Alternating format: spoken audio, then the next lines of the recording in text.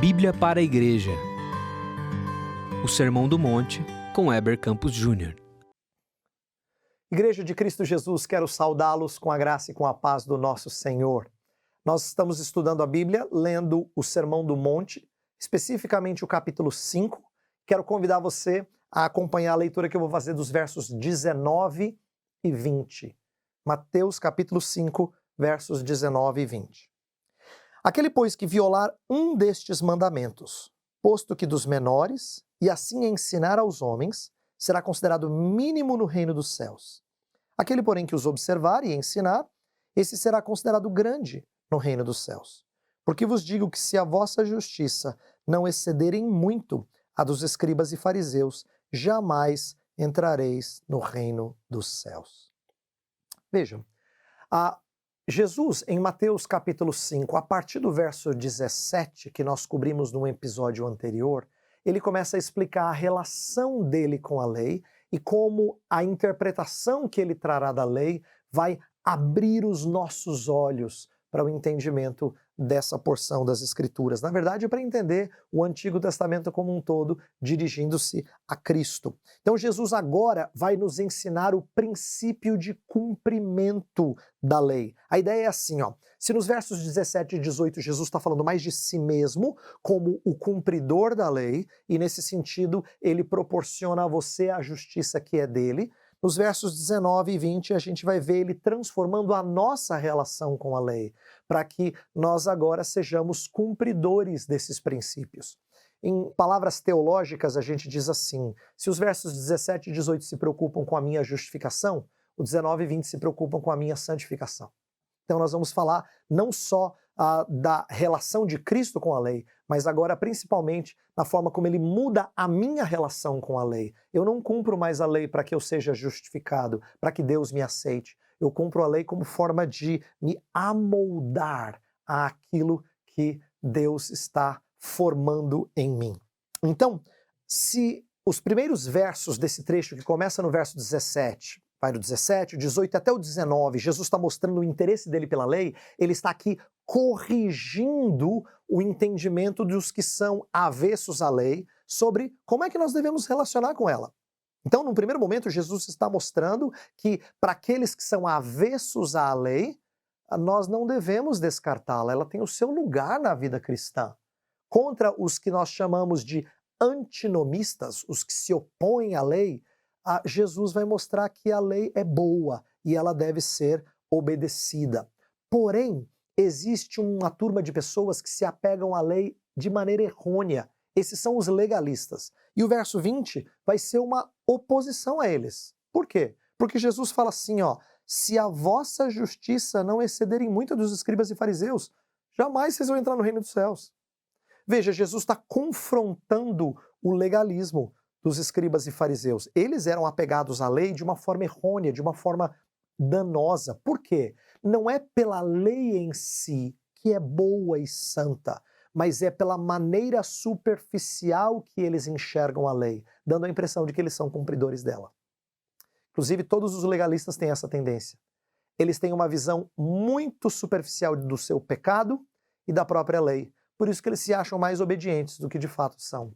Jesus vai mostrar que a lei é muito mais profunda, mexe nas nossas motivações e por isso nós somos muito menos cumpridores dela do que nós imaginamos. Agora, quando Jesus fala que a justiça dos seus ouvintes tinha que exceder a dos escribas e fariseus, você consegue imaginar o choque das pessoas? Consegue? Pensa bem. Escribas e fariseus são as pessoas mais rigorosas no cumprimento da lei, mais zelosas em cada detalhe da lei. E, no entanto, Jesus estava falando assim, olha, tem que superá-los. E não é pouco não, hein? Muito. Como é que você supera a justiça dos que são rigorosos em obedecer à lei? Jesus vai mostrar para os seus ouvintes e para nós que a gente tem que atentar para o espírito da lei, que não havia sido compreendida pelos escribas e fariseus. Eles desprezam o espírito da lei. Os legalistas, eles se atêm à letra da lei e não entendem o espírito com o qual ela foi cunhada. Então, mais justo do que os fariseus não é mais no sentido de quantidade, tem mais a ver com tipo. Então não é no grau, mas no tipo de justiça. Então não é mais santidade no que tange a fazer mais atos de caridade ou de justiça, ou fazer mais atos que dão a impressão de que você é uma pessoa correta, mas é no tipo de justiça que você abraça para si. Uma justiça que não se exibe, uma justiça que é humilde, inclusive interna. Vou dar um exemplo que Jesus usou para chocar a geração. Lembra que ele contou a parábola do fariseu e do publicano? Pois bem, se você lembra dessa porção das Escrituras, o fariseu é o homem que se acha plenamente cumpridor da lei e vai até além da lei, para mostrar que ele é muito justo, enquanto que o publicano é uma pessoa que confessa o seu pecado e no final Jesus diz que ele é exaltado. A justiça desse publicano excede em muito a do fariseu. Porque nós estamos falando de um tipo distinto de justiça, que envolve inclusive nossa contrição, nosso reconhecimento da grandiosa santidade de Deus, de uma lei que mexe com as nossas motivações e que nós infringimos com frequência. Então, um tipo de justiça distinta.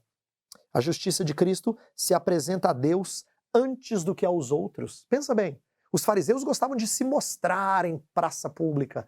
Jesus disse nada disso. Você quer mostrar que você é espiritual? Faça no seu quarto. Você quer mostrar que você é devoto? Então faça isoladamente. Você quer jejuar? Lave o rosto depois para não transparecer que você fez isso. Não comente com as pessoas. Então, a justiça de Cristo, ela não se exibe às pessoas, ela se mostra a Deus. A justiça de Cristo, ela se preocupa primeiro com a raiz, só depois com os frutos. Porque ela sabe que os frutos não virão de forma santa se não for mexida na raiz.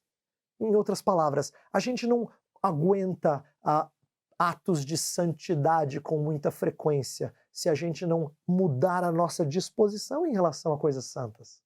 Quando a gente ama as coisas de Cristo, então praticá-las fica mais fácil. Quando a gente as pratica por dever, antes do que mudar o nosso interior, não dura muito tempo. Então a justiça de Cristo, ela se preocupa com a raiz antes do que com os frutos. Não é que os frutos não sejam importantes, mas isso vem depois. A justiça de Cristo, ela desperta humildade, não soberba. Por mais que alguém seja cumpridor da lei, mais do que outros, ele se enxerga completamente dependente de Deus, carente da graça de Deus. Ele não se exalta. Se ele faz algo que é bom, ele diz é por causa de Deus. Não eu, mas a graça de Deus comigo, como o apóstolo falou. Ele fez muito mais do que outros apóstolos, mas não ele. A graça de Deus com ele. Isso que a justiça de Cristo faz na vida de um cristão. Ela também é libertadora, ao invés de escravizante. A justiça dos fariseus, dos escribas, é uma justiça que escraviza. São as pessoas que se colocam para fazer certas coisas de forma metódica e sem o espírito da lei, sem a disposição para a santidade implantada em seus corações. O que Jesus está propondo, então, é aquilo que nos parece impossível, ser mais santo do que aqueles que aparentam muito santos. Mas aquilo que é impossível para você é possível para Deus. Foi isso que os apóstolos aprenderam quando viram Jesus dizer que era mais fácil um camelo passar por um buraco de uma agulha do que um rico entrar no reino dos céus. Eles disseram, então ninguém entra. Aí Jesus disse, exatamente, ninguém entra. Mas para vocês entrarem tem que ser mais justos, muito mais do que escribas e fariseus. Percebe? Ele está dizendo que, primeiro, você tem que ter a justiça de Cristo cobrindo as suas falhas. E segundo, que os próprios atos de justiça que brotam de um interior mudado têm que ser agradáveis, aroma suave ao Senhor. Aí sim, aí você herda o reino dos céus. Então, guarde isto para a gente terminar. À medida que você aprende mais da sua relação com a lei, neste e nos episódios que virão depois, pense em como você é carente do Espírito de Deus para transformar o seu interior, para que os atos sejam condizentes com uma mudança interna.